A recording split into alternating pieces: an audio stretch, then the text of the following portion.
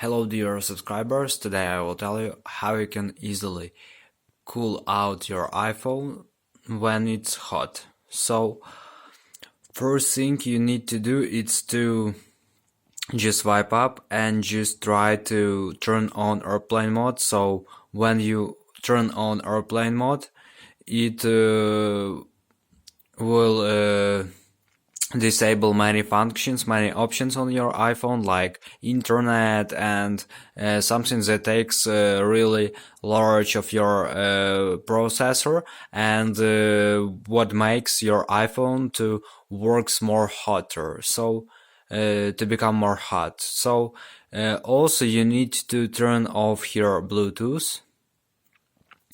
After, you can also go to settings, so just open the settings, and in the settings you need to find your privacy, and in the privacy you need to find location services and just turn off location services.